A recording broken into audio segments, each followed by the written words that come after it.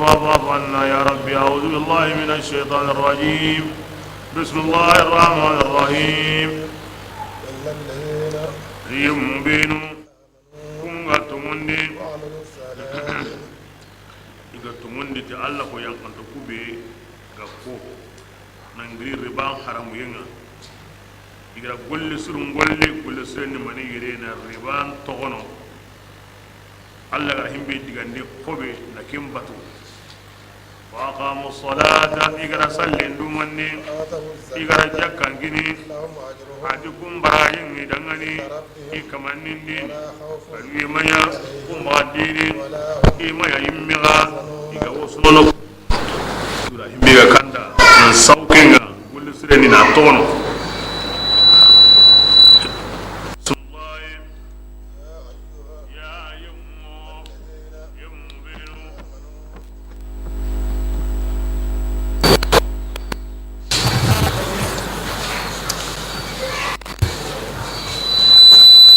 kunga tumundi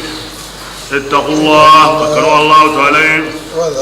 awana hokutte togo kinga togo gilli ribanga awanda mu'minin awanda tumunda ni anga sagai nanti allati ida riban paramundi ila jagunya digandi kebirenga akan kari gabe yakatu anga tan tumundi koni kan Allah riban ko be kudde be gando suruna nan dangi haram na kane annaki anga hayna togo كين يا مريم بكير نقطع علينا هنا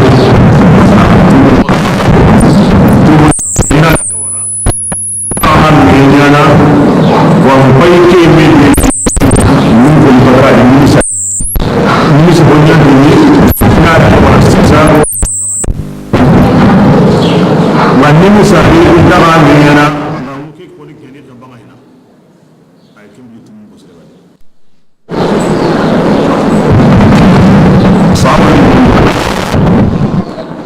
kata umlaku kepada banyak sebelum punya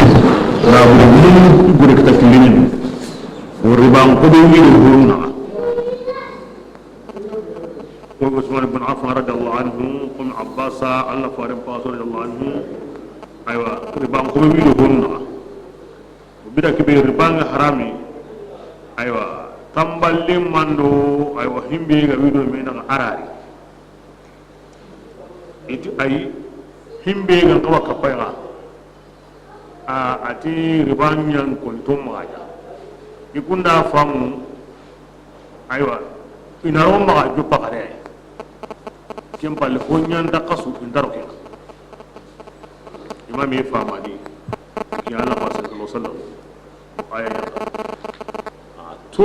shatin yani nimisi hokasendi ndaka hukuma nyana wa ngo himbe yimen nara kawara kakanu Allah yi ago himbe di ana to da sisa serebe ga nyango kuma ribanda mari andu honu gara siti anya hallena kembu Allah gara tubul la kutanda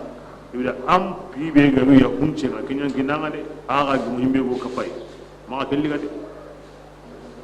kin Allah kan enta ko jena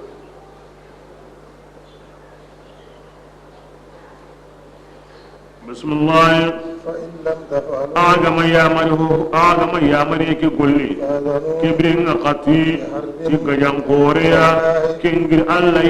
أدي فارين أغدغني وإن تبتم أغنى توبي نساقي فلهم أغنى مريد اللغة أغدغني لا تظلمون كبرين كما سرون جيدي كما سرون تونا تجيد انديا سرون كانتا تونا تنغسيا aga ndara kewara angara na budi be kitari nan kaso kin nan boy andara kewara na budi yongola himbe ga tambo ni me kin nan boy kebere nga sire ma ga tonya na bu ga tambo aka ma ga sire tonya na ko awa tambon ko tenga tigini e jidaren amma kin do kin gongo ne khalle aka ga manya karatu nan digga jam kore بحرب آغا دغا جيغي بي خمباتو كي مو بي الله دي فارينغا كتاغاي الله سبحانه وتعالى bungoni nami yugunu wa aku kon yugunu ali ido komen gajange ala kon hinu hilali asuka mandengo jongini maniya komen biramo الحياة الحسية والحياة الروحية المعنوية حتى برامو يغرنا لمود كم برامو كم مغبره كن الربا أراكوني كن القرآن لي تسربي جمار ربا لك ورا حتون برامو مجنبني قولي لما غني أنا ما كن لك ورا قدين نقدر منها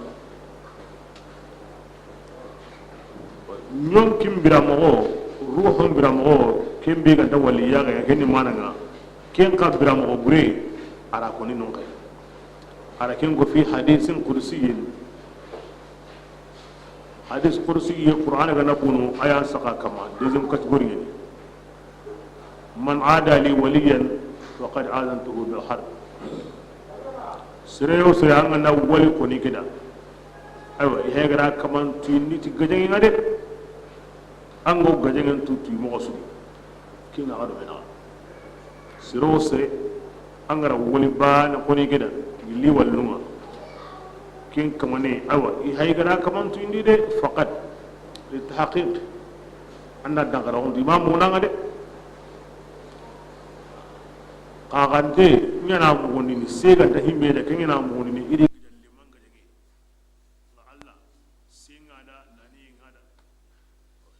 sabuni ki yaro baga baga ndina wala ngala na koni serebe ganda wali bana koni geda i haygara tu ni gaje ngaro be na de parce que woli nungul lingeni na sondo mun qurandi ni senundi ni minindi ni brandi wala sa ina ngari tagu be ganda ni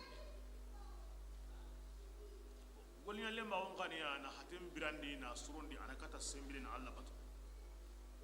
kebrenga kuru be ga worno keri bon ne be ga worno ku hilli atira kun kamanu serenga idu tangana riba binga mo be ti alla ga dalle ma umadi ke mo bani andu tanga alla wala konni ga ke mo di alla ga dalle ma umadi kon sembe ni alla ga dengena sesu kenta ko ndal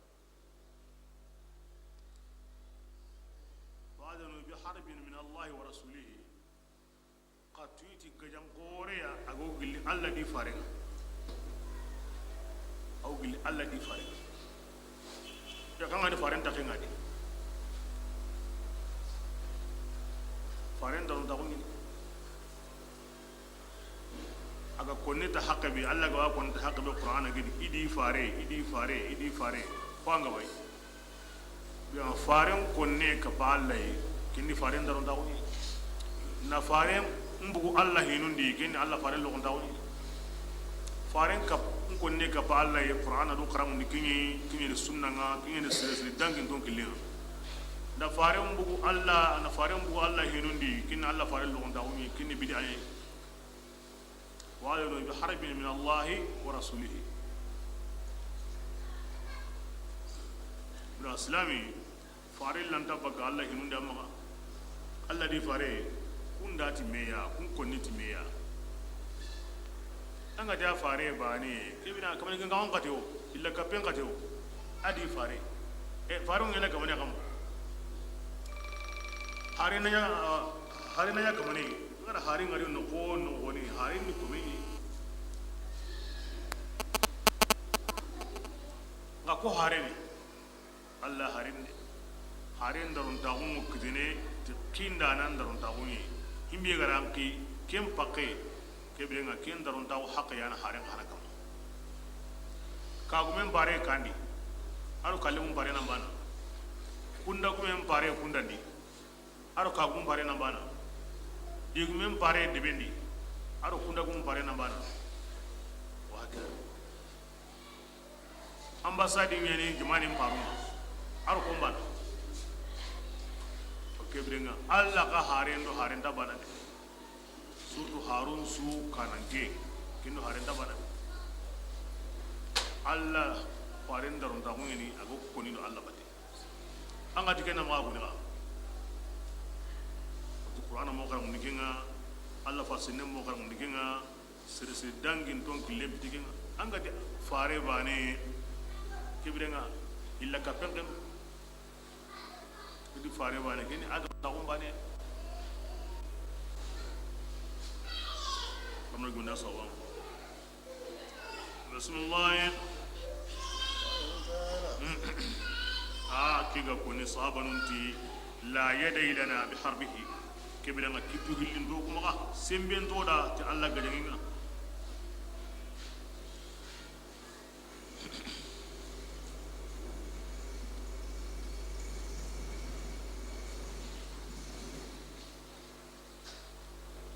kin woni ida Allah ya mariyam batu kin gungundi khore aw billahi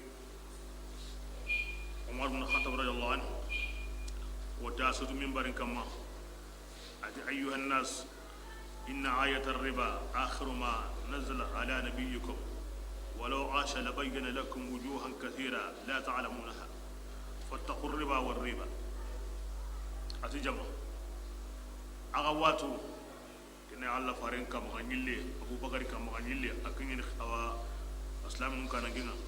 أتجمع أغواتو الربا ayan lagaru be ga yanka an binyi men kamar riban kunyu goy agam birene na lenki kita ani ya ga bu bangan dina kada agan ta kubetu akebe ago kem mo godi akem ko den tayre lenki kebe da kharaga du mo to riban ade kharaga du mo to sikkat ken daroti fe ko mo men Allah ga fa men kiriya iru ko ben no wondi kuliya lemba ko no wondi harawu den no wondi ko hosu an gunenga way atimenga way ila sukal fattaqur riba wattaqur ribat umar range diga men sawra ila hayna walangala Allah da fami sirin kiniya ko ho atimenga way kuni kenta ko riba wande ken gunen fu do wara tudu riba kama ila suko na babun dabari nan dikke sunu riba ko sulla sunna qur'ana yayi agar imenu famundi kibidanga kunna kutinya bundo daga bismillah kibidanga odi boganda gagandi woto non kitana Allah di honda kento ni oni wonda tambullo ni wona tono nek hay atikende aywa wana tambolundi dati ngana time na awa dati ngana kinye angana tuka nyime nganga ma tuka ayo anna hunne ka homa atiyan kasre kebira ayna kamo annu sira ko wa in kana ati tambalim mangandani kurindiya kebirenga tanginde nyana aga dangani akamma kata ane uyengadi sire gadin sumu bane kin kamane mo koyen kambanga de anta to qimo na galle ke sumu de ahadu nyane de hadu nyangi ngai kin yana gatin su an ga gara kinai ayo amari ho ko wamma de hay tam bakare ngamani gagandi le ma mo tambu mun de kin maga ngan sumu anta maga de an ga na de kin gara ko ka hamma kenda baka kumeni khambo atwa ala hadin ko da ya hundu ngite ala hadin ga kiya ga martai amma kitade an ana da kibira ga martai kenna ko hayra abaka kamle kibira anda suron da ko nanya suron ta ko ni an to ko da bati amma kinga tibi an suwa da nasu amma ya tunu munde sabura ga ga ni an tunu munde aga ma kita kibira an to ko da suron ta ko kiya anna tangi dati ngana kiya ga matimi anna duwa kin wala ngala yin fiqhin undi sirun tabana un balla tukana humi maga fiqhum onna khiri kitira ka golin ngenga ana sigida batti ana qurandi korinde ngandai antarno kaso yi ho wonta honda ya maga kuma sigindi ni ko tuka mo ken ngala ngala tengu agarawa su tukana sisa ana tuka agaranta tukana atuka mo kanu ngana ya maga tenu ma maga daba nu ma maga kiza ko nu ma maga ini ga na gurin kina gai asu ya godde kinni a baratu ga hokon ta ka faita baratu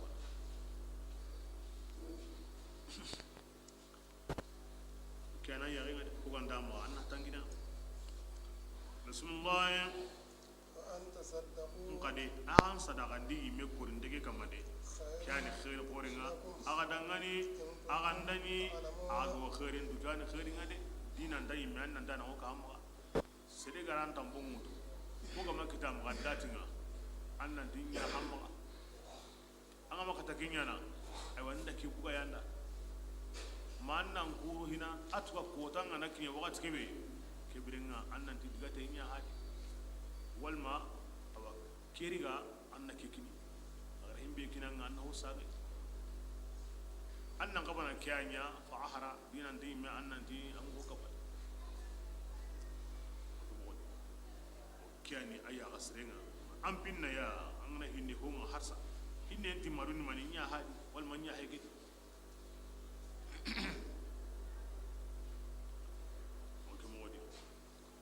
Allah subhanahu wa ta'ala hidan tanwon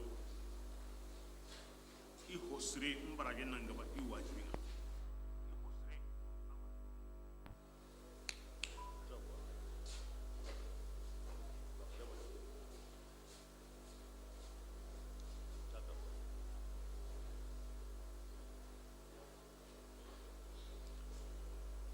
hidan tanwon I hosre ke mbarage nan gaba I wajibi kembal him wajibinya barage nan gabunda dina amustahabu surun tambonga wanga na tuga kini wajibi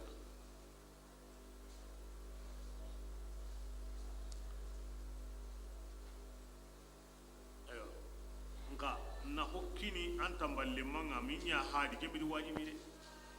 ake wajibi ke barage korene mbosre ke mustahabu barage korene mbosre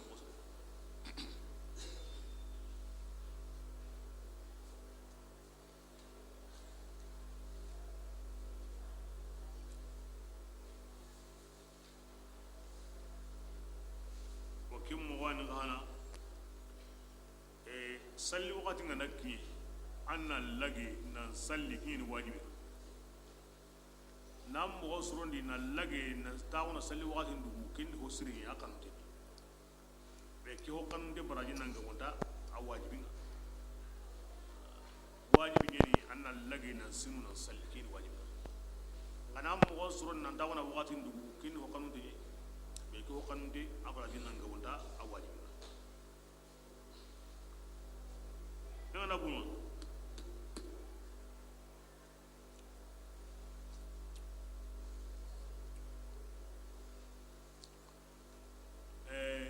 na salamu sagandi wa kinni hokkan again hokkanun de hen wajibi nan jobe na sirun salamu kinni hokkanun ngaran jobe na salamu ya abarajin nan ga wanda dina salamun sagande na ngi salamun sagande ni wajibi nga nan jobe na nya hen mustahabu me mustahabu ke abarajin nan qoronda dina a wajibi ke kingani na salamun sagande bismillah wattaqu yawman ki qahana wadi sabunu be ga wono igo yana sabu na lokko men do lagara ko tan ki naga ki qahana wari na korintendugu anta mbongo serenga datin timme aywa ama kini ama nya sanda wure ama golnya lema golla tora ama anta ko yi anda to alla makne anda dugu waseli akoyna sabu ina lokko mendo lagara ko tan kenna ina homulin kini serenga alla jatin sabura amma ko serra ko mabuga sera kinna sabun goy anta mbongo seren kay na dugu makata ko tebe ga wakinanga amma ho horadi ko na sawu na lo lagara ko tan kin na lo seren lagara ko tan kin naga wala maga anda ho kanu bakai anta mbo be yawai agara tuwa anda ho duga ina kina ime ko na sawu na lo seren lagara ko tan kin naga bismillah an kunnan kan kodai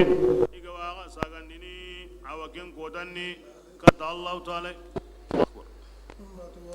kin kan kodai langara kota ke kota ngala nyingi besufu honga agara ke ngolli khairi mabone golli nyanga nunga Allah ndi to nyana de na hobwan posrenga mana hokka ham poburenga Allah hokka pam posrenyi mai ken Qur'an ayat lagaringa Ibn Abbas radhiyallahu anhu ara kun kim modi hadis Ibn Ali radhiyallahu anhu ayat Allah tana aya ke wara kamun billi arutan sege aya ana wara ken yin kulana koda konan dangi suratul baqara ni kamun billi arutan sege do tumoy kebrenga kemurina to aya nu karagiya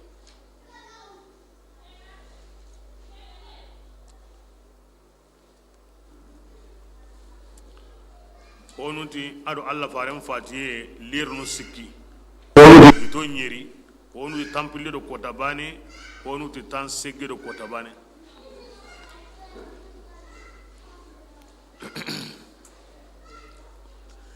o kapame kamo oti anta kabini aya bane nan yankata gabe ta hanan ko ni da naga kini tan segge ado kota bane lagarenda naga kini ernu sikkiya kapame ke mo sahaban udul islamun dini mata ga masabati katiya de annas bai dubu wara ko la inji ba kan ni wani kapame ke mo ya qaidan di antak kabene aya barin nan yanka tagabe alawu ala siran ko natu kani aya lagaran ko ni an zamani ayan ka kamre aru Allah faren fatin na kamre wala ken to kono aya lagaran ko nan ki besu dum ke ko aya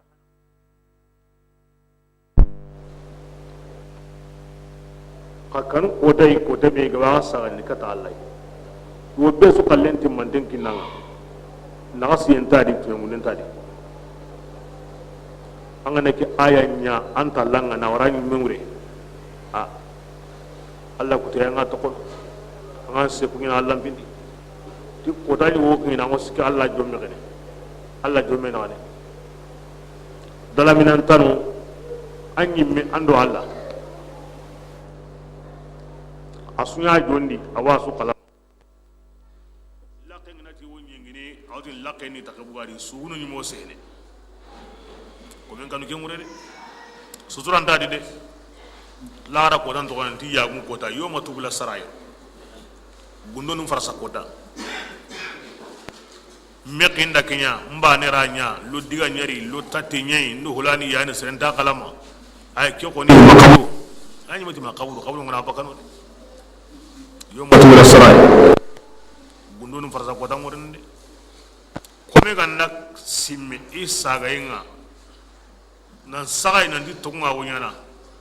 anda wari Allah go wajunu tay na hako worengene wajunde kamba qur'ana ngadiga mel garu ti simme kanu ko tabe ango sagane katanka ma da kingi wajunde asuni mi wonta kempalle serebane ya soro hilli miliyare binta kendi nawdo hawa adama masri lagare be ga taga sono yina sono ko ngarnde sono kingi ya gungo ma tu yella ni ga tribunal ga zuzi ngana ba ka hulani kisena yare na ko ni mikor ni beso am ato ni hulani ama to ni hulani hawa to ni hulani asare doro na utan sare na wala lenki angani ho ya so ko ni kombe ke ujina serendanu makona munda nonga nyaw sereso wala ra ko tanga yunadi munadi gango mo katin beso am serega yagunu keni yagun kan banga arno usini kenga anga suturu no ken suran kan banga arno suturu dura komen kanu kenya wure alla ganda ko be tiga ken ko da taga hon suwan tiga na kenyi men bane nyagali enda hata wasai alla ganda serebe be ken ko ta taga hon suwan be kun beso an konni beso butuna ngure aya la garin ya kanu kota wure kota biya go sagane ken kota kata Allah asu timmande mo baka qurayni angara himbe golli amrago na sawa bismillah يا أيها Allah subhanahu wa ta'ala aruki aya warni yire ribam pinum palle aya bani yani aya ngila qur'an aya su ko mandinga qur'an aya suntadi imbiga ngila ki aya bani ki aya bani aw wala ngalande nyana o ga so himbe halle o do menaga parce que batiye angana fiqhim bay al ibadat wal muamalat alla batiye ado oyi medo menaga nguli le mago fiqhin sunki على السكون يعني على بتي hillon suka mandeni al muamalat oyi medo menaga nguli le mago hillon sunki o do ala bani hillon su oyi medo menaga ko be ando ala ngana qura mo ko munna ngama qura harama joba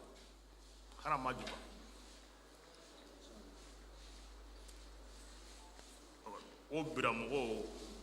kinyini o golini ndo saganundi na wuri mambonundi qalisnundi awa ho ganin golli do meya tambon ngadi ta sokno tambo halle tambo ngo besu golli sunta yana tambo wuti ndadi anta sok ke sawuda arati aya nyugo ken sawuda aya be gan gila aya suya duna hage kundo duna هذه صدقة lagara be gani kanga lagara sogote nyani dunai kawon pai kine beso sogono kasu siki kasu nagati mani sabura sinen kuten kasu siki kasu tammi andal lunganga an kensu musakan kitanadi wala rakan ke moye ayani badana دون أمر محمد kitana لغرة صغيرة duna mundini duna yadi lagara mundini duna yadi ka ba كان مداني كم بدي سانغراي وكين ساوني أروكي أيا غيري ودنا من او لغرة من او أيوة تتامبوتي نودو منغا أو كنيا لهم كونادي بسم الله ya yemmo beno kunga to wonni إذا تداينتم illa ganda me tambol illa ganda أمي تامبوي ti tambo ya kebire nga karasa kata sateya kengani koni hoide kini digampana ngina aganda tamburu me ya tambo anya salamu ngau anya qaradu ngau anya qiradu ngau salamu ni mania suru wonu ngo ko ronde yana ke wakati kunu himbe wokitene sagandi nge cigan sogore mundina anya ciga taynenga ma anya ciga khorenga anna kaliten koni walla hini akamu hilikloy aho sagarande wal masagaran bale kiten krosinde walla masin krosinde agana yagan koni kebiden a ken koni gemme uyunu sikay sisa anna gore ngoni na kide lasili qasendi kemen tageme qobendi nga hoy wono ara kembu lasilindi nan tlagarna yaga konne nyidi woni ken salam kininde anda goren kine aka warna anko bon kina nga ko yaga konne anyana meda himbe aw family nan dan kallen ni kiyai kebira ken sabuda ke kaga ni ke goren ni kiyai kebira annadu ko ibane katta ko hilli ken ngureni aga nagane kesu saganu be gawna sorno tahillo badaman ko enta hillo kitene sira kolan ko enta hillo kitene nyaminan ko enta hillo kitene gondon ko enta hillo kitene madina sago to baka se hakada ara warni ara ndari awakina be ga taw dat ya sala o gem ke hakke yadi ke kota anda warni to la faktu bu kharasa ora ko ni bari kamaya kunu ngade kharasa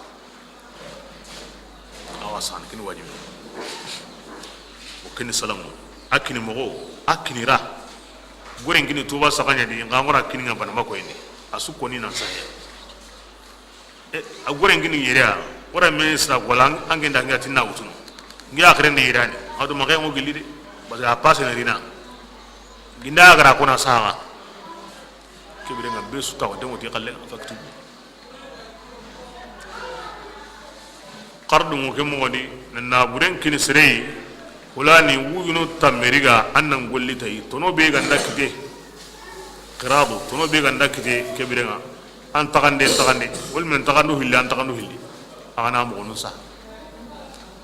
qardu mo kemo wadi sumi nda goren sumanga kibire nga awa kata ke wakati nda yilen sumanga kata ke wakati nda tigan sumanga kata ke wakati ma awa tambo mo kemo wadi sumendo tambo ndabana sumen himbe ga kini keme wotu tambo ni anda kobe nya serenga goren kutento wal ma anda kobo honya riga anda goren worni kento ni tambo menda yo kenyi mariga ciganyi mariga goren ni mariga mollo ni mariga anda men worni kento ni sume ndabana ke sugandanya na haqqen saha na tuga mo saha na tuga wakatin saha faktubu دوغدا كنيا حلي بسم الله وليكتب كاتب ايوه قراصها ايوه كن امر ارشاد من فاكتبوه قران يقول قرا كنيا كن سقدي يتوغنا نو قرا كنيا ايغونو ني فردانغا قرا كنيا ايغونو سريني قرا كنيا او ايغونو ني اودي غنا غدا ودني كده امر ارشاد كبير اساينا قمو وليكتب كاتب ساندانا نانساني اغادو مينغا كتاب الدين تامبوم بابي ساندانا ناسا اغارو مينغا كل ساندانا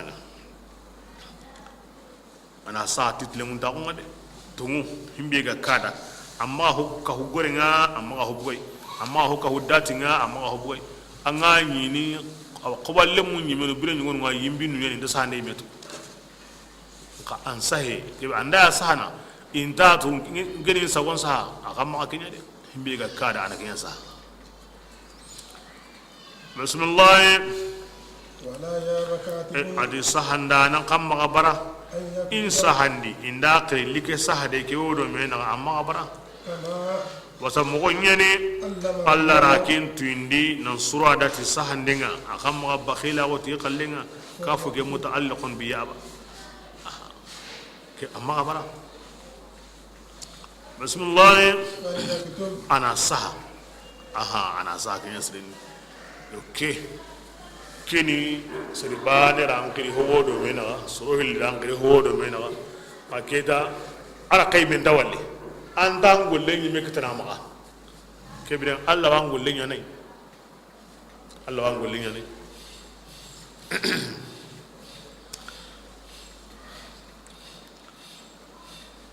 awan golle nyane ay mutun qasoni wal ma koyen kota dabaga garanga asana nangura ina wutu tiga gagaranga asana nangura ina wutu ne lenga na kinye ina tuka mogo agana gi mogo bedi be suni qallen tuga wal mahimbe na qobu hilinya ken qallen ki qobi bana su qallen ki yo kenne jamane nganda tuga na ne jamani nga tuwa na wara noga kibire nga tuwa rungu baka kendi kinya sirin jamani nan kama na tuwa ho gani awa ar sagan ga beni nga honsu munin no khuywa sa na nga bana ngarno himbe ga wasa bismillah وليملل الذي ana saha na kamo yemme nyana sibitini عليه الحق hakken ga kinga de asubni mai na ko gorengo serebe kinyina konni ansai nda ada qobeanya akka muhillu toringa ala hadiri nda cigambo to bana tambo utama ala hadiri ngatu bana aga wanke mbi anna ko ansai kina ko bismillah وليتق الله an kanu allai ربه allah ne kamangade ولا يبخل شيئا amma ga honnen nagasi gilli haqqi de amma ken dabare de nan dinda ka ni me jonni ay qad istaghallahu arahay bida ba killu kan dari i bate wuginu hillani adu nyono kamu segani buken sahi tambo on tuka kota papi mbai ala papi nga awa wuginu hillo kamu se wuginu kamu segambu wuginu hillani de yo akasani me joni de naam anda uta kan ma anga to akilun taranga ma ken dabari wal ma lungun dingini ma ken dabari wal ma mughaffilu akilun tar honuma ma ken dabari anyi mena ko ken wore janna hokko ne himbe gadi ke mukanne ngade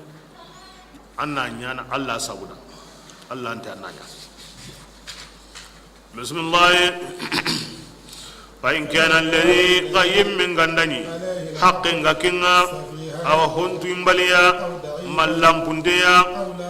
man takata yimmiga iken sebitinde kebira ahin kamanenna ko ansahi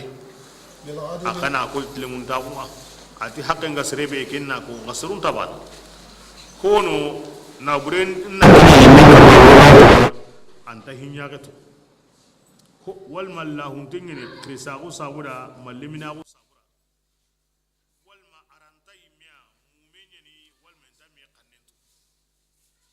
kebida hin kamane be gono igara ko be pingini serebe adu kemem do ambare ta ko be nyano ay serero limine bare ta ko be nyana ando krisa ko re bay hakren karantenga anda bare ta ko be nyana anda me kannemu ku kiwa ko bonanke kiwa gagana himbi go walla kane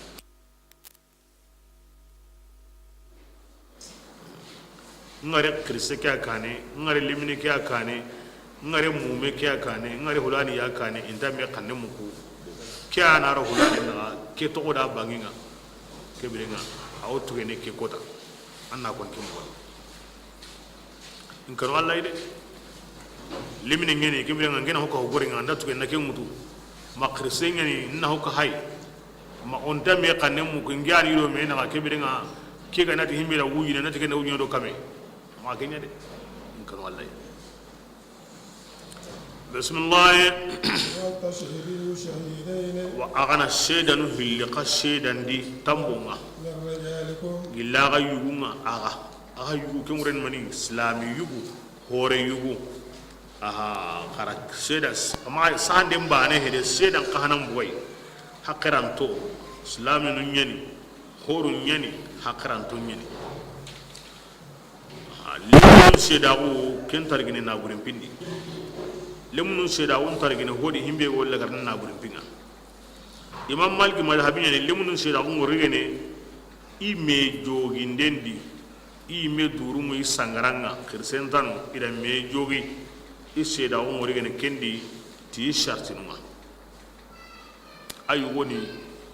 ikatarni aya ko kitranga nani besuma digi kara nani kristen mad ro ido me na gani tongondi anani ka idgamu inta me girni kem pagade hulani yana hulani dogi ayana ay memboto ayana akiten qoso kebina ilimini duro ay ni kristen tano andi na li kristen mari ro me na ga aganya bani iri genge ni ka huma me kata kidraga kem pagati horu nyen ka islam nu nyeni kem pagati isi amor gene lemine koninta kalla tar lemine kari akden ta kosene tara akden koso aya enda karne tara ya gara nga adia aw lemine bani karon kon kama danga na lemine marana surundi anta lemine ya karna anta lemine kitte kosono anta lemine kali ke sabura lemne ngana hubure benya aga na sabati akama adiya ma karun kama tambon datu ginadi adiya ma karun kama ndana hubure be bonondi adiya ma karun kama ngana hubure bi ay takanda gene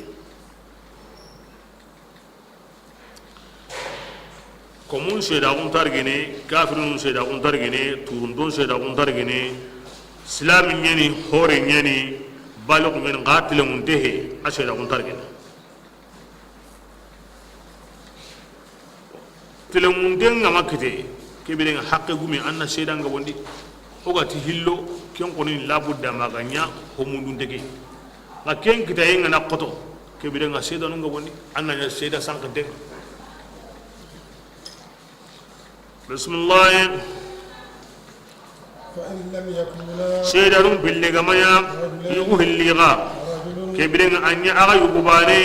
ada aga yagaru hilli ممن hilli anya yemunya aga dungene hilli kun seda kunga yani addinanda alla diragunda aha ya yugo hilli gama kite yugo bane do yagaru hilli man sabar yagaru hilli an tadilla ihdahuma kinyani annigamuni bani lawai sankun bani lawai mungunu na sabunya ikilunda to ko hodi yarum pinnanga ba ikilunda to ko hodi bani lawai mungunu وتذكر إحداهما kebrenga aywa simana aywa kinna simmandi الأخرى mungundenga enta nya kunda ko dangen pakaranda de yawo to ngende de ngaka nyiga mungu no sawno ko tana ya garena ya hilloyi yugonna ya bani ya rum pakar langa benni hinga benni do lemunu mo meyi ido kresu mo meyi hin worn diga nan sagay yo mo bakka nan diga kande khwar gabe wala hillo bismillah ولا يأبى الشهداء ke budanga ksheda non gasre mati yagaru hili do yugo bana sheda bi hay kona mundige ma yugo hili mo sheda yugo wono awri genanda hono antari genanda de sheda awri genan kam antari genanda de sere gandara ngana burembia sere tanantano anyi mere munyani aranyi me yakunyani anga kunya sheda nga antari genanda de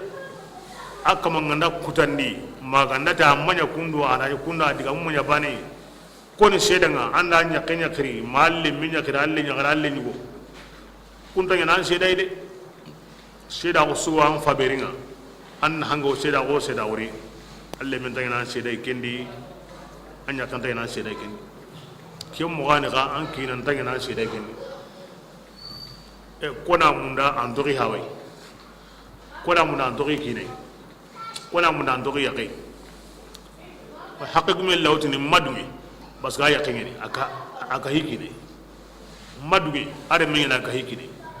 kingaro konni sheda go di sheda ndiranga ken sheda on darginanda bismillah ولا يأبى الشهداء adu sheda namma gabara birakebe indikri nyagantai ki hay korondini izama do nambara hakaran dia nga fam sendire men ko ne ke liwi anya ke ata unda hulani kiyai aywa kanya seda ko ngonda balla kinga izama do ke ngoya seda anna bakaru bangeta dai ma abudo kin nokoyde ke anna buguro bangeta dai ndakirina li ka alla ti qara ma gabara aw kana be su kallenya kinanga linyinda seda ide awa kobe windo hulani na ganna burin piyani ma bara de Allah tim anna ma bara rasulullah ولا تسأمون wasida wo hilono at-tahammul wal ada indan kri li seda ko mutu ma bara indan kri li seda ko kini kenni angara seda wo be wutu akotanga lenkiani atu akotanga magalla to de o ko monya gemane o wankili sehenga ko diga umma me kita khulani yani o seda khara kirini ken ko tan seda o akini ko ta magabara la ko anya kunda yugo hiliga ndai qari yugo do ya garu hilli ndai qari bismillah ولا تسأمون yaga seni kama tumbu تكتبوه aywa agana sade صغيرا awa kunnoda ara sande polo na sheda ko awa na gamdi na sheda ko atlani kanne wala kama tumbu ko sade kede adi nabure nya nabure logewa أو كبيرا manya nabure koreya kati birenga khama tumbude sahande ke tumma gwaal ذلكم awarangen sahande kiyan telemunda Allah taala ni kiyan sembenta sheda nun yimbe da kana sheda nun yimme sembendini sheda nun ngane diga men ko sahanda nan da adin ga kalle ke ko sumbana kiana sheda nun patenga sani kama hada mare men pate ko honda wasana me sori em pakatinga nan koto sahandenga asahande pai ke ngum makanga be kallide bala sheda nun awu ay kallinga mara wotini anda wurumbonye kine anda hoa kine ora ko sizallo tin da hulane sheda undi andon ke yadi ke suro nyana sheda undi badde mande nyime hotle mun de nyime kini sahande ke bismillah ati harsa sahande ke ayan tinda agam maga sikka sikka de serro sikka na sheda ndi allo sikka na sheda hondi nga sahande ke angabadi ke mo sikka mbaka besu kibringa ala sahandin ko ala sheda ko a joppa sahandinga alla gari sahandinga atla karina sahandinya haranda kambe agati aqsatu inda Allah anda kambe kembane ayan tilimunda Allah ma dina su bo sheda nun ka be take go golle kedi aqbamu li shahada kendi aga suko monde adina alla tartabu dasreni hakra to sahnden ngeni hakra to sahnden sahna ko ni ampa to sahnden hosudi bismillah لا أن تكون تجارة mati jagunda isa ahai a sukhrayndi ado menaga kibringa falaysa atilli ghimaya akamma agama kensa kemti basiya ana ho dena lingadi amwan naksindi ame gurebe kinanga amu yukingini ame gurebe kinanga amu yukingini rubbo ya ko awabu mo gurebe ni asura ya ko asura mo abu agama kensa hondai digamin ko no agama sa hondai ka hondai nyanga na sa haimega basni ko nura nalli ni ga kamu hilla kinanga an kara tambila saga anna wala kamar tambila saga tare ni ga na sumandi nan dam pakaran ta ko buri kinin dindi to anta bugini mo wasu amma kinin gara sa haje an da kaga inda to nan dan ko kinya na hay na mara go himmi ne wande an kusa na mara asani na gurin wasu bismillah awan shedan ni awan da gagandi ya garo me na la ana shedan gunde ibe tambo bidi mungkin amru makin dinne hakan dinne anda sire si kubo anda na kubo anda hara kubo anda ka kubo aywa anda mun ko kubo kina shedan gunde tambo ide ho ide shedan gunde ba hom natu akinya munyi wa hinga ben angem banira kubo atambon tanga antambon tai ba ho wantai shedan tai aywa munyi me ari de humbude kawon gi yangen diga asenga ben de kombu asara kebiren khara shedan bude shedan bude tane mdu shedan bi tambo mbane de khara shedan bude bismillah ولا يدار كاتب imma sheda sukahana toro annaga mun hakke gumi aha ma sahadanun toro ma shedanun toro atora nyugoni mani ni wajibi mi gara yilla na yanken sagonga kenni tora nyugoi wala na herenya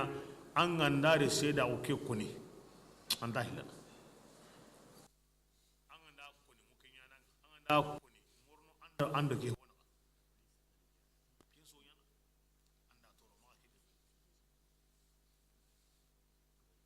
wajibi ana ho saha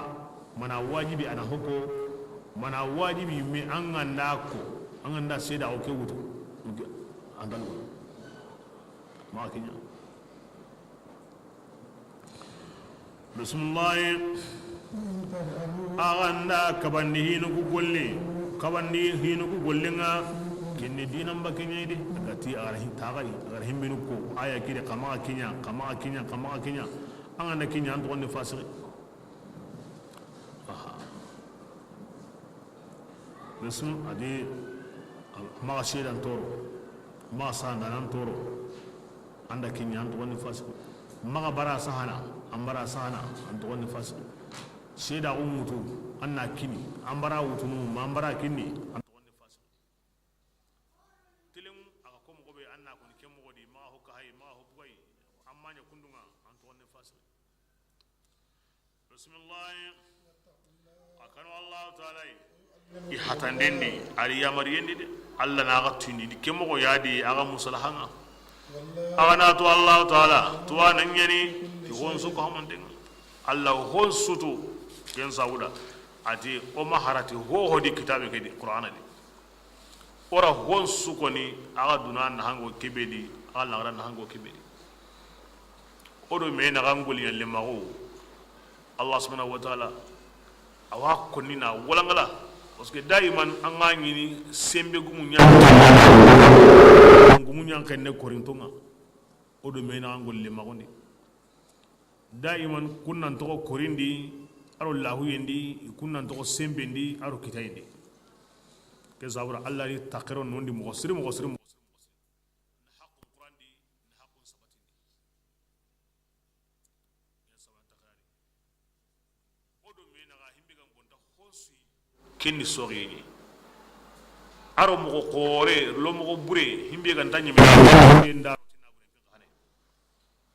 ya sabun al muamala oro me na ngul le mago allah ri takira mo siri na ya ko mo siri ko sabra go to ko gemini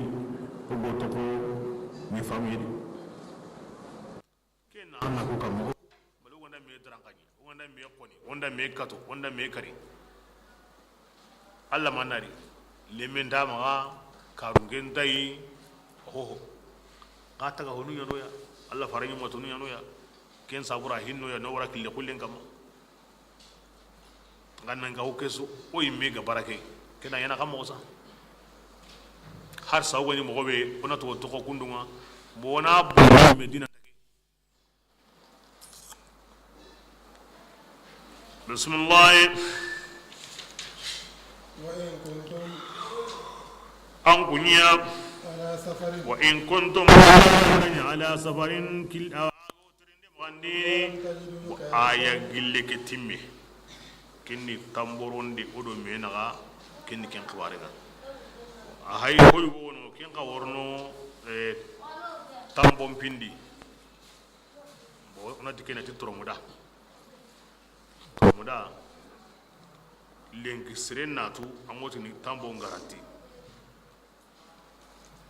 oli ken ga yaga ko qur'ana wonne sindini aywa kella wonyana agande tere kilinya kama naga to hadar wa kandi serundo meno akilla ntanyana be sunna ngena ko oya nan titro mulalla unyana nan to kandi aronyana tere kilen kama aronyana wakati ba qur'an ne singa ko ino ya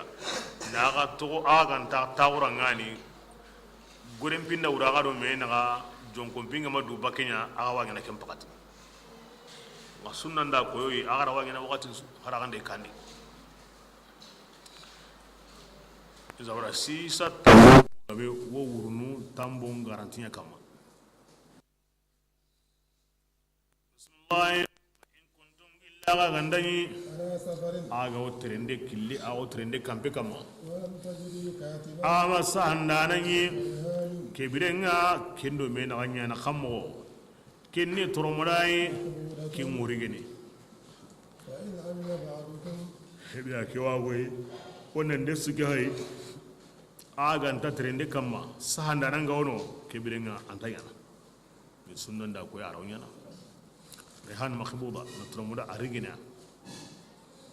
to turmuda babu adigam panangini turmuranta timmene illa bil qabd ma ganta tilligande de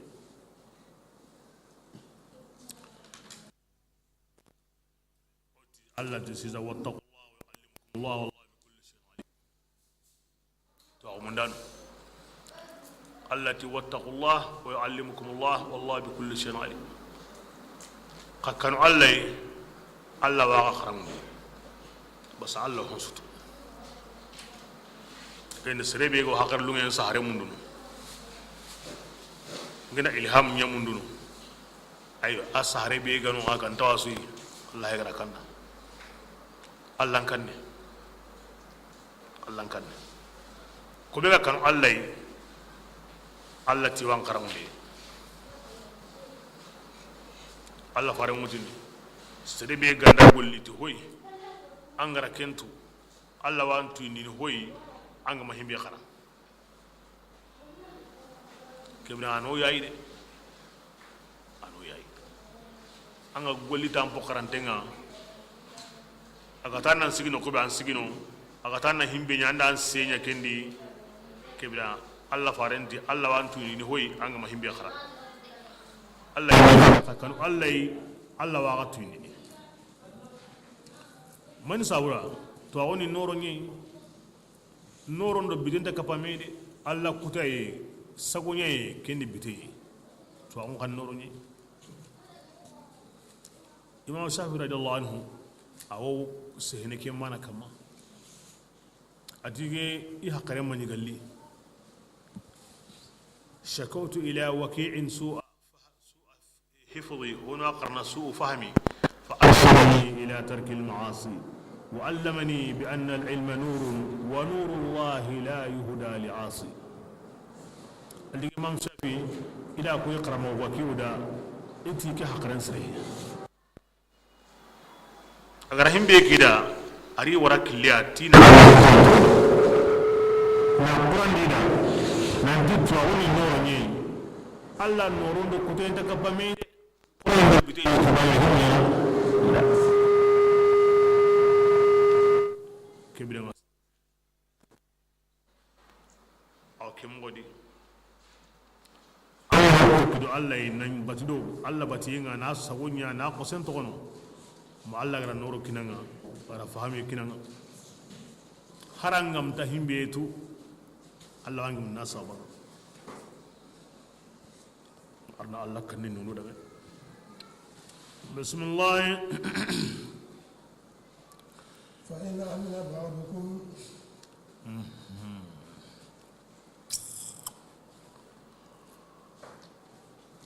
kip turumuda ni maniya himbe go rigene tambon sabuda ulani wujunu hilli suminga ngam pare ke ko bono tampille wujunu wasindari tamundo kargon ba to karagon yo karago ke annan telefon ke akini de kan balillan ta kina ngada ngodu ni kina ubino hilli suminga mabara ngam monturu ke kini kinya tonti turmuda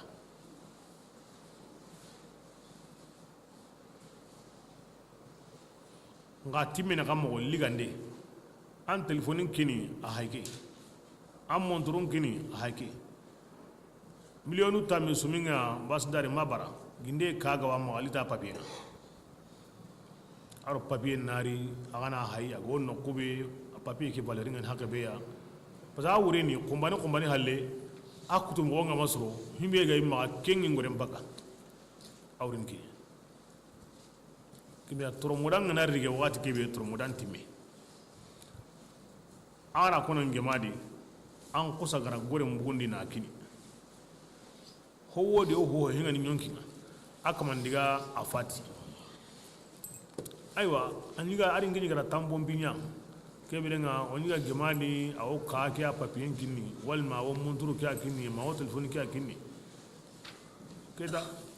sheda ganda warai aya kuben sabati an tambongi ngana ke kini woni ke ma wajibi de matime nati intaken kinanga inta kinanga an tambonga na sabata yo an tambonga yaza aw sabati ni tiliga ndegi makbuda aganda koni aga rige kebirenga goren kata tugune datinga anyime anna honkini agama kata tugune datinga kebirenga awreniya muke walla batindi wa gagana na wara batindi kallen yimme ga nanya yimme ga ayo anta ta ngin do qiyam batede tamballen kutube ga ndey no kana kun kallen takrihina ange anda gage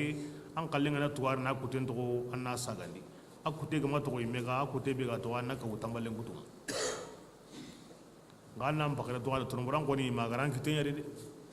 kembala kama ngakara na to amarge antaki nambani hilandi a senkenye na to amarge antaki nambani senkenye ni mani jamba ne tambondai ango ha wana bito a songolongiri tambale ngungiro bangasuya ira khiri kitiranga ira ko debendi ho tambongo hulani ya besun kiye kitiranga ankadiga aywa nan papiyen diga asa hande ngari nan janne gamundi awa kena hulani kina ken kallin garantinga anta kina karde asuka pame ya kedani gaga asu kallin ana kitari akutena kini asuka ma kitari maga hona kini agasuya kenya ka tundumo fiqigumo magabil muhassat wana kemodi na antro muda arigan kiteni kallin ananya anta kina mbani aganda senkenye anta kina mbani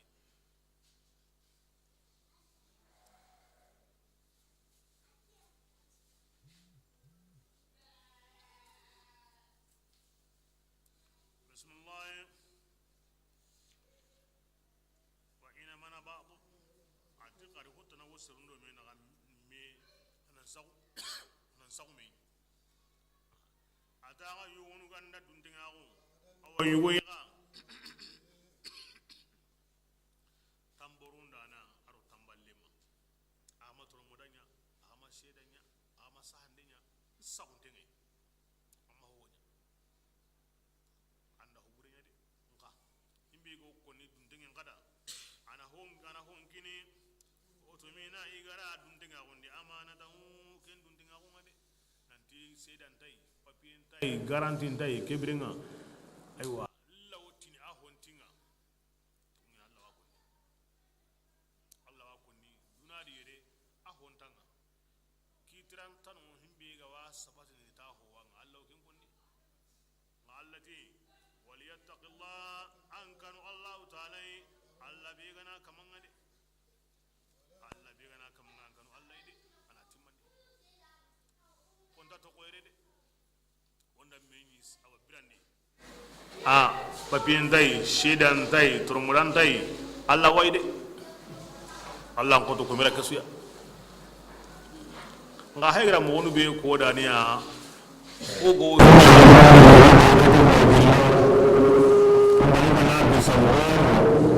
asanga na kinanga shedan tay papien tay garantin tay anga na nyongolam buga wure na sabunya kuntai duna anyime ngama jobe yime sama tan kanu Allah ide duna dire andako agama kuta ta hinawo ngalla gara anda birseno wonde ide abakam ni amul isri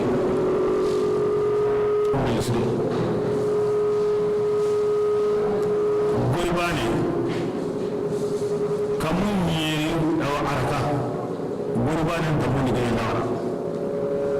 farban salli kamun ni arka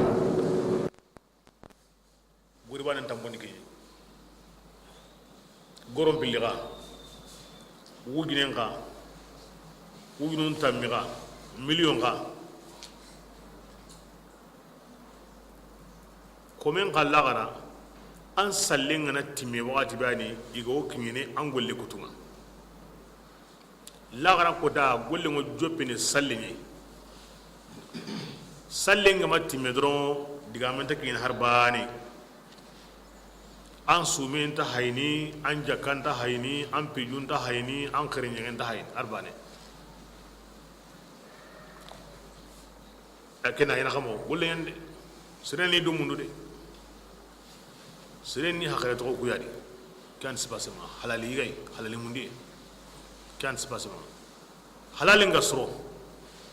an gabal hadamare ma an piso sorno an duna sorno la gara sorno ngambira mo ngani harami nye kida na antara girini har ba an kilungo ho di wakati be antanya na badan wala ran bonda kinga kamunyeri araka gurbani aja ten tawni de serenga ngama karango dunari junubun da khara tubida ambe tubum bakati ngana sagada mbali falyattaqillah rabbahu bismillah ولا تكتموا الشهادة يا سيدي كما شهد أدين نبي كينغا شهد أموني شهد أموني دانا كين كمان سندو من دو جنوب نياني سرين سندو من يا جنوب تينغا باني كين ورين أنسو جنوب تي سندو من يعني كيان كونترو بيغا أنا سرو هاتين سبون كمينا aga kuna ndi sheda wo mundana sondo menni junubu mponga ga kendi kemure ndi sheda wo mundana kama ay mesu junubu ay mesu ansura junubu nya sire anya ga mo junubu nya nati haramin payenga taro ngwanya nati haramin mukenga nugone ngwanya na haramin timari ga nga laqi ngwanya na ta ko ninda yi ga nga kite ngwanya na tari ga nga ta ngwanya na ti nandiga kate nga ansura bedi sheda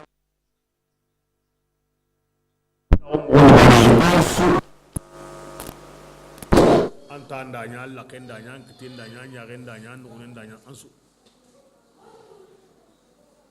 ara kota na timma sheda ntoro kenni na jako ya na wara hoy kanu ye sabuda na ke sabuda himbe amaya mundana nya me ki kamanen kallini ayi me ya na mundana nya aywa amma to andangi hi ko ngana kalama aywa anna kenyinda kimbalinta ko ni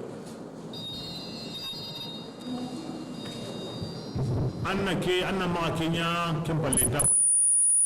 anga to ke da ampi ke hinni ngama ngega ma sigidron aya anta baka to hara ganda kinanga nganda ko anda shira bo mugondi ba ko ni to nya ko akaga din ta yana wando Allah na wa kibri an ko ran duma somba wor an se da wo maka ho mundutai ya Allah jatin sauda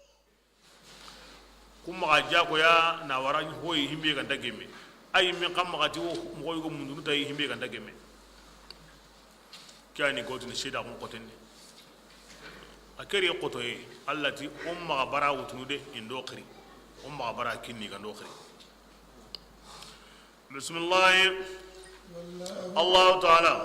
ayani tuananga tihunga aga ho gollini honta mu ko Allah ide ko su Allah dangani aga kamunundi ado honsu kenga munyenni aga naho bangandi kebe ga waga sondumundi magara bangandi mihimbe wanyongindi magara mundi mi Allah na aga kibari bi ta honsu kamandinga lagara kotanga ana kafari yemmen dangani agara kafari yang kanu genda ana yemmi yang ngangkata agara kinya ngangkata yang kanu bila honsu na Allah taala a honsu lara kota komi hinsu Allah nan tuindi tay Allah taala qadirun lan yanani honsu ko hamandem honsu aha ki aya wutini manikama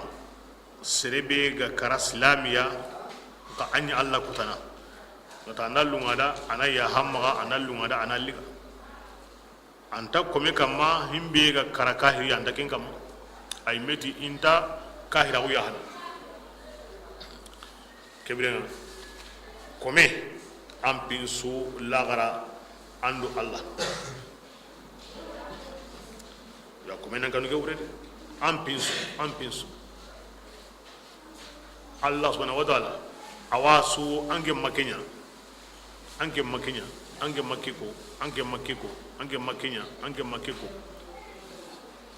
kire tayo an da kutande nyawo nene mbegara ko su mbegara ko nanya andal ngade nya hamma anadi basindadi suturna asata dunadi ndan suturi lenkin tanya gon dangi arna ke nyoda koy kem balle faman nuqsal hisab halak aganda serebe ko kaje kaje anda dangi na bada nanti mappapi suga timia har banen ta halle asunti mande ango siki digantan kanta dangi no koni mangara tunandi tongu nyime agati wo honsu qalama lillahi ma fi samawati ma fil ardi aganda bangani iwatu aganda gundo iwatu anta dangi no koni mangara tunandi agati watu janga watu ngia to koni suturandana parce que Allah to koni wani asatar agara kanu ina in suranda na dike birenga ngia to koni suturanda dunadi lengin tanya gundi dangi mballe antanya na halle de wasutu arno sutu dunadi arul akhira bismillah آمن الرسول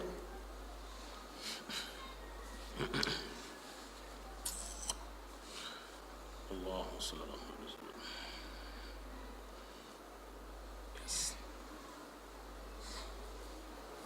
آمن الرسول في آية أقني قرآن آية كرين دون واي القرآن وسوقه ونهوه ونقرأ هني جوادا آية قول نقولان الله سبحانه وتعالى ورني كسورة تمن نتقو آية نهليا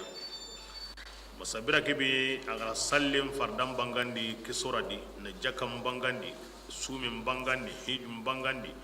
ya ngalen kibaren da mo onko kasuran kunen kibaren koni haidin mo onko ni jihadin koni annabi nim qisan koni kebire nga kendo maningemme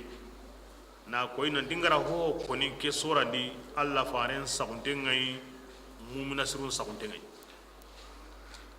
la aya ke warna kenya koy kebira Allah faren sa dengo kebe munasirun sa dengo way kebira ngaslamin wo sun sai o ganda sagai ona golli aya mariye walla tay akabandi hinu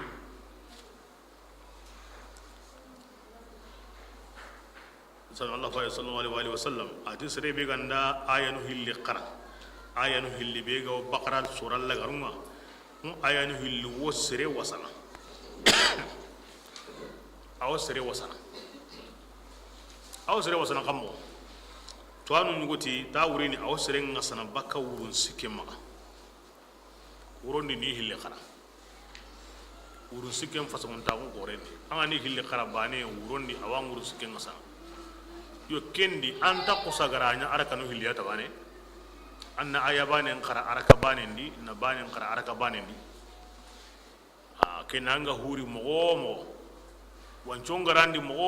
oti islami magawi saka haragane arakanu hilliya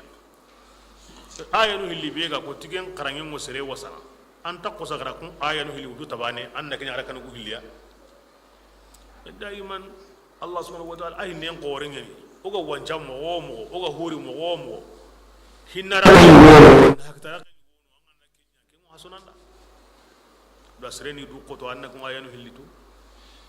kota be hurun tawo ngana ki yekam banga sa onde ni khara andu khoto khoni an hari kunya ara kanu hilliya am wara kanu hilli be sallin nan site nyani de sereni du mundu nandu ahram pare he islami yugo islami yagare na sawon salli nan girna sabun da wuzin salli na sawnan kankai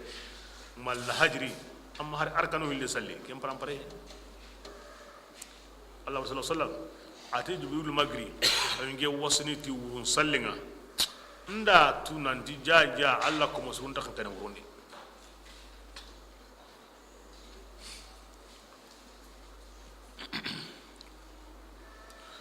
onundi awanga sana gille shaytan toranga musire gana wasikinga ken khairinga de ken wurin iblis salliti enda wallan kam andati wange tigo ken ni mo Allah wanya na andaka tananda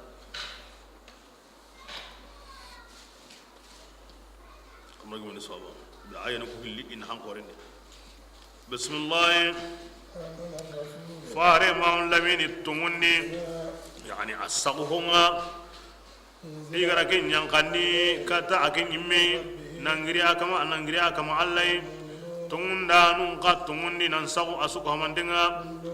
ati annagamni isu ko mande itungundi ti Allah banina unga farendo mu'minanu itungundi ti Allah malikanunga itungundi ti Allah kitabunga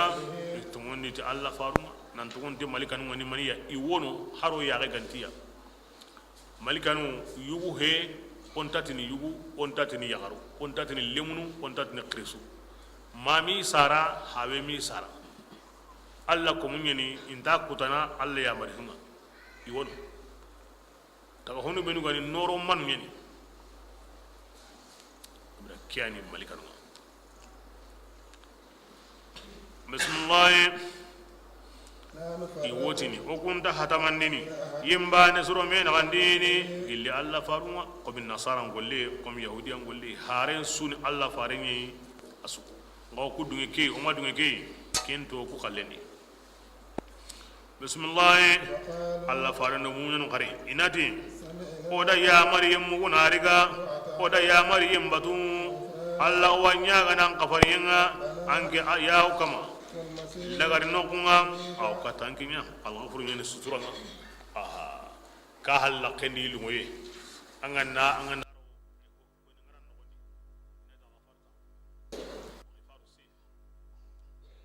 kendi de ngana to kendi ga aru haaju bono ni da haaju bonni bulle grinde ina segara sokenga ma wala soto mo bulle ngam da haaju bonni ne yani oro mbegendo o bolli burenso Allah o togono kundunga o mbege ara kan tere kundunga anno danginde ken o fran bismillah ayam bega kono sisa Allah ti o ganda himbe mu wondi o sondo mendi o wa iwa wonda ngandi iwa kebirenga I worni asu ko mon dem bangandi oda mu'minun kanu ke wurede edi Allah fare wecce yanka serem tawunde sukun banan no wandi am karam ega be walide Allah fare Allah ganati ina kesu ko mon den sagandi Allah fare o kanne ke mure o gabo yankana no wandi iblis o gabo wala am pakrendi o bure digam bure misali bure kensu kana tin saga Allah fa ne kan yana kam Allah kad ga me gen ngondi aw famine digen su wadi ke Allah Allah aya nyam kandi la yukallafu Allah nafsan Allah ta'ala yukallifu ngi kellif nin ho suya ma ganta ka tu dagi kallif aha woce mbi sere mbade ya hada mare mi nyonki nga wandi an sondo mo gege diganata ammi la indam bakar la diganata kimda kimbi tambati hari ganda ken sa ganda nga ken torantan kita manga hak angada hanka himbe kama mananya ya sabuna ati laha ma hum nyonkin dangani baraje ya agara kimbe golle hum nyonkin kama junungu ya agara kibenya nibe awnya akem wadi amma annaga mundi aram pakarengeri ay kembane angama himbenya antargina tikenga o kebirenga ki aya na anda bane ke kitemba kanode ara bane ke qurando da awono ngantargina tay ana mareme awgil Allah subhanahu wa ta'ala Allah farani matunda angandas awa hobrens hostrem simma nang angania am pakren ni nganya na amma kata nyana Allah ma ni undanda annanya abraje mukina abraje bani anda angana kata nyana ini hoburen kahana anda ngania nam paka kama ngokenya na hoburen ni angiri ngura fay ngura jeni amma ga nyakari ho onda saynan kama mangandanya me hosre angati nganya na Allah ga manya inne undanda amma Allah kutanna gillike barajo kina lakin hinne gore Allah ga ya fare mutunda bismillah ربنا itiqariya o kama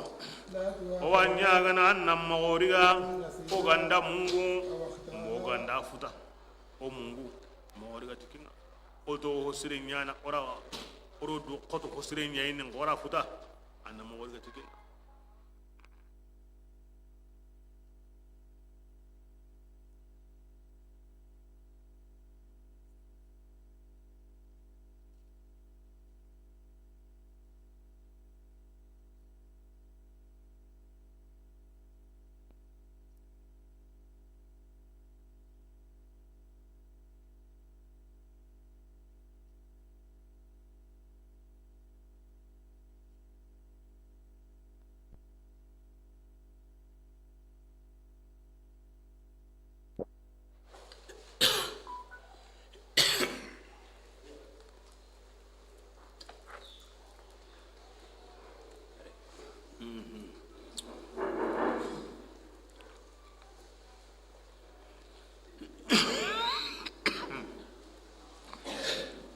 Allah subhanahu wa ta'ala angana aya ge hay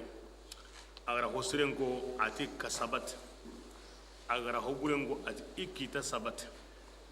kasaba aro ikita saba ala wazin fa'ala adu ifta'ala kasaba kenni fa'ala wazininga kenni himbe ga unyana qoto entadi ikita saba kenni ifta'ala wazininga ken himbe ga unyana kanta nyana manga nda koto nyugo kita ken diken wa ko ni hada marme khairin de hosire munyana koto yi mentadi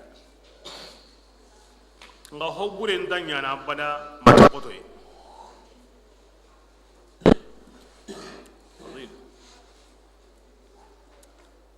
masalan allati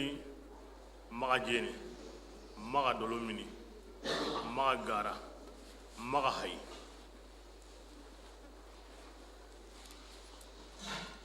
anna gorinya buguni na ke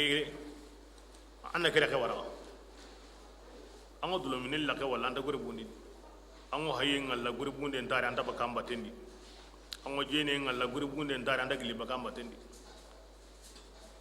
ngabira ke bi anga tim fayna ka anta kon tege mangana girna sigide uri ngari ko ngari jalli ngari katunde ngari honso wadi iktasab anga tuna dolo yaminira angore mo bakade iktasab anga din jeni naga ango gilina ndiga angore mo baka iktasab ya sabuna hosre kasaba hos on salli on sumu o su salli ni gore bunde ndadi o sumu ni gore bunde ndadi me aga tona ho togono anga nyini anyon kin tambe nyugo wadi walma anju ban tambe nyugo wadi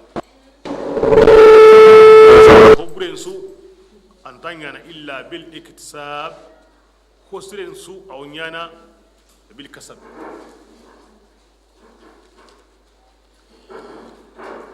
ebe anyi mena anyon kin tampindi mananna buren tampindi angotla kare angori gene kendo anni toga maga nan tumme annan hankita ga nanyi mena kempai daiman qur'an asiya arabu nyada awse heda mo be immi wa fam nan di ja sere mo sere nyana tantu mayni janna hubure nyana imme tantam piñi azo ati iktasaba aw kasaba bismillah ربنا yadiya kama ولا تعمل wanya gana annam magajunu wulli kewudu oku kamma koy mogombe angara junu wulli kewudu yemmun kamma o kane de Allah da kenga jabi dangani o kane sere be ganda sere kare masalan yahudiyanu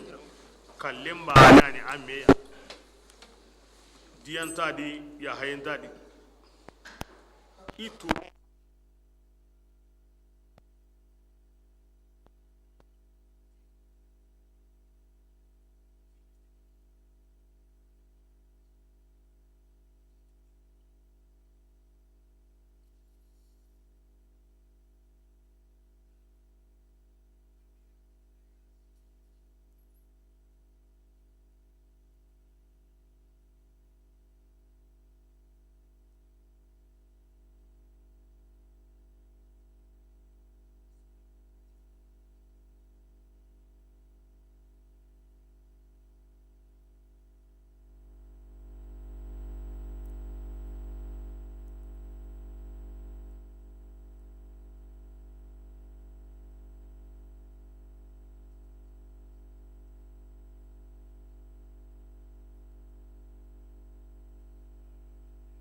kalo do sungalo edu ajabi kalo e sungalo minye here kalo do sungalo edu ajabi kalo e sungalo minye nema kalo do sungalo e jama jere kalo e sungalo minye here kalo do sungalo edu ajabi kalo e sungalo minye yafa kalo do sungalo edu ajabi kalo e sungalo minye here kalo do sungalo edu ajabi kalo e maba o min temena alamu garjige don suna alatanu koloma o min temena alamu garjige don suna alatanu ala kira bangena ala ya garjige don suna alatanu ala kira manton ala ya garjige don suna alatanu sungalo jora anga sundo ango ke kala wale nyumando sungalo minye here kalo do sungalo edu ajabi kalo e sungalo minye nema kalo do sungalo e jama jere kalo e sungalo minye here kalo do sungalo edu ajabi kalo e sungalo minye yafa kalo do sungalo edu ajabi kalo e sungalo minye here kalo do sungalo edu ajabi kalo e sahan den burunka o furan ora kenko afu nyani asaha halle na burunka kempiti mohaliya malika ngol sedem batte nogen kamanganda golli buren sa aganda tubi kebirenga awa burunka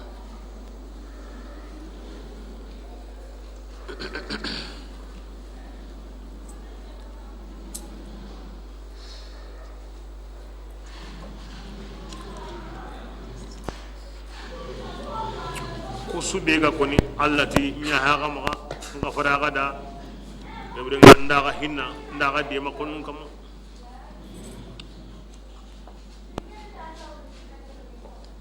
Allah hayra ko duwawun koda ikin Allah faren duwawun ga adu mu'mina su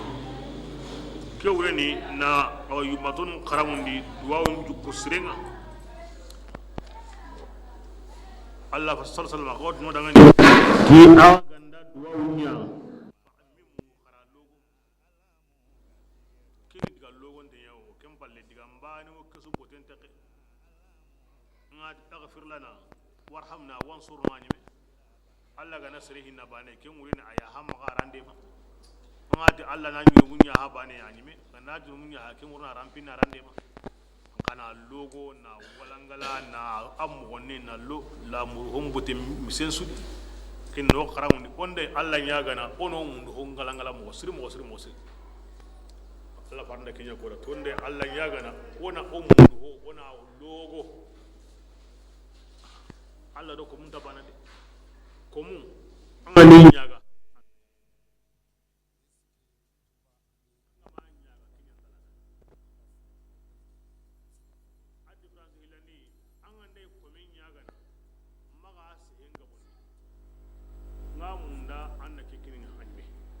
anga dinga munda nanya ke aroke bane kendara nga Allah anga ma nyaga antalada anga na nyaga anga ma wala ngala kendala anga na Allah nyaga kinyalla da manna wala ngala Allah ngamunda anna kikininga anga nda kininga anna aranke dambi aranke be go kundu na kalligi mo be galla na rina sukoni kinyalla kenda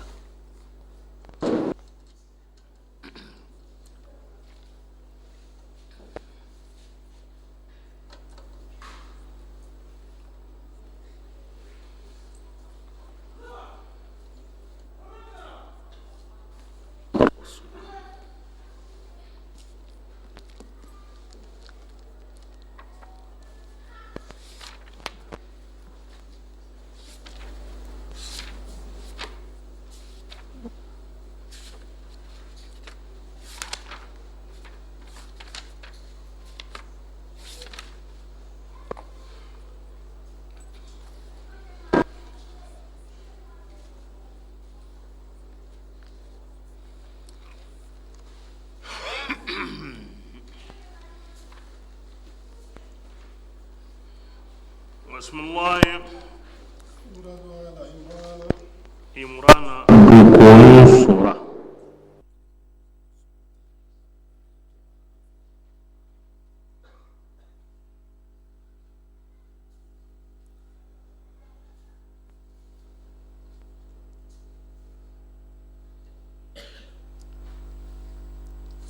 suratul baqara kenyime sura gillum pananga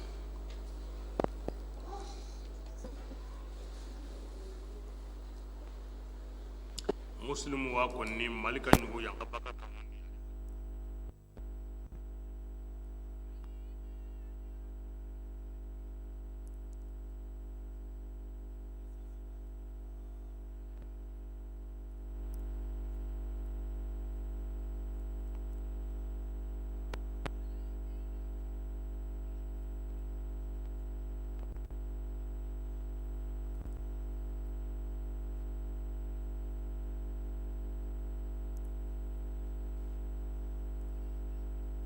Sungalo minye hera kalo do sungalo yedu ajabi kalo ye Sungalo minye hera kalo do sungalo yedu ajabi kalo ye Sungalo minye nema kalo do sungalo ye jama jere kalo ya amar rasul bana aya qurun wal aya qirqan du wal sunna qiratu wal annaka andu wanuma naka wa anna hilana ayanu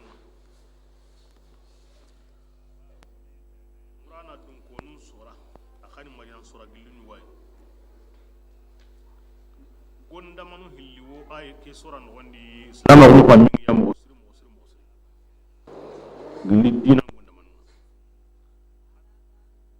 aqida nga islami nga kona kibe taw isunno ben dallin do qur'an kinanga Allah bani na hun kama Allah be ganda ran kallam ki mo surake wanda ma hillandi kenya ne awa anna gamundi sharia dabari parce que madina ni islam ago ajamanin go dabarni adabi wala hanani donc jaman tasurno ma sharia muslimin sharia Allah yimena dabarna kiniya conseil num pe député num pe malika num pe Allah yimena dabarna kiniya kare kare yama himbe go jongini ti kurenga ado jihadi nga Allah kilendi ko hilli ya banga bena di muslim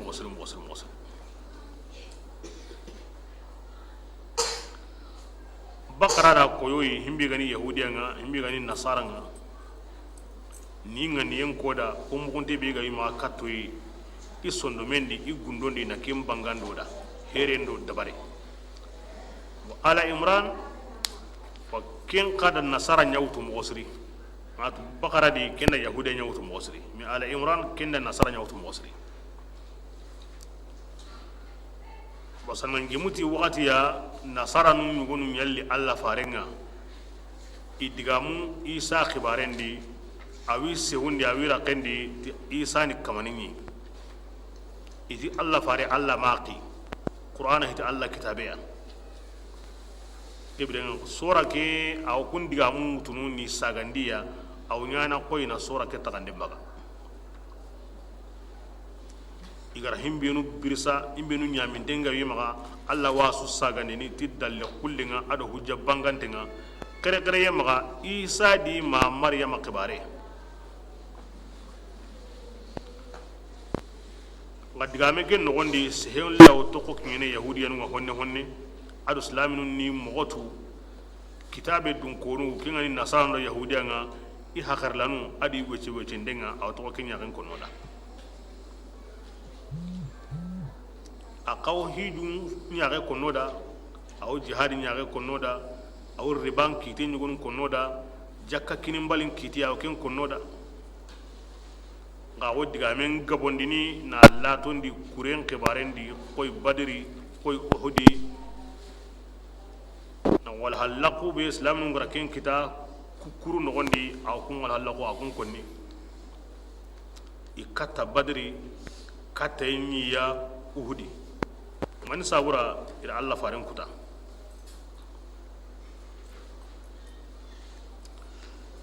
kata ke halle ila diga muri gabe mugu kahirunga ado munafiqunga kebira Allah di kanda nandi wal halaqin goyanano aga da kenya futa Allah wa munda na jaman senundiya na sondon burun ka buga gadi aga haygara tuja jama ke di himbi ga na aga konninga ado himbi ga na aga kananga ke qoso ya halle aga may kentunu ke ngorna islamin khairin hon sudi ko gandanya an hangadi aw kunya ga konni na li sura ke timmandi islami on tagasi Allah hinundi Allah di yendi wana kamun pai wana munyen pai wana kamun munyen na pay o kama ko be walladi o gundonu be walladi tunga wa ko ni nanti kenya mundana atagandana lani ngada bane yani ina wa timmani na gareti jihadin bin konnenga aru jihadin nyangan nanti andanya ko yigra mundu mo be o duna khairin wasabatini wala gara khairin wasabatini ya ayyuhal ladina amanu taqullah ya ayyuhal ladina amanu sabru wa sabaru wa rabitu wattaqullah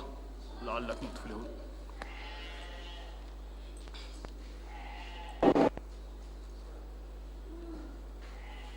awgil sura ke fasamon taquma Nawas bin Sam'an radiyallahu anhu atingira mugu Allah farenga kiso nema ngama awti billah rakota ido qur'ana di dun konun warni qur'ana dun konun konu himmin ko golli tay dunadi iri gandari suratul baqara aro suratu ala imran kunyangalli kane ibrahim qur'an dun konun lawara ikanan kenni kusuran hiliyai kenni sura ge fusun tagon imran na dun konu kon imran na dun konu ma imran na maryam sar kona dun konu ma ari nyagare maryam ada ari nyagare le mi isa bas Allah gara kaba ko be riti kusuro hilidi kenni kaba ko qoringi ame manya hina wa amen tanya sabra Allah rasura ke wa imradun kunun daro na sura ke togon saundiya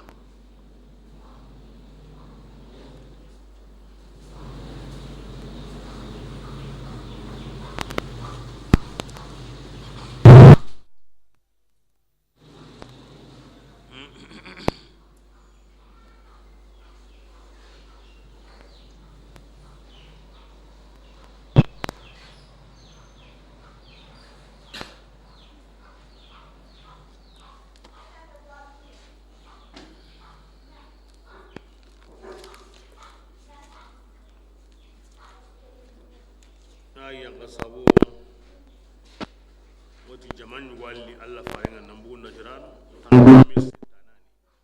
tambudo na to tandu megedi kenni na jirana deben sere wurgundonga du ajabi kaloye sungalo minye era kalodo sungalo ye du ajabi ay hum kenni musiru ma dawa i conseiller abu harisata bun alqamata hebru kenni itwana kunta tawadi Allah faris sallam Allah farin da kuso siki isehe tayi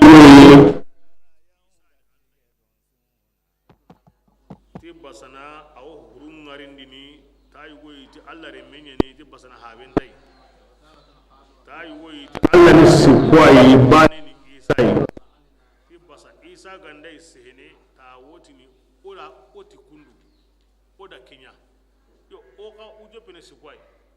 ngeda Kenya kenni mbani o hilli da Kenya kenni hillo ganga mangati odoro kebe nga jamallo jamango jo pene sikwai al mufrad wa tathniyatu wal jamaa isa gande sayne su awtini ko kebe nga abali ihille kebe nga isikyani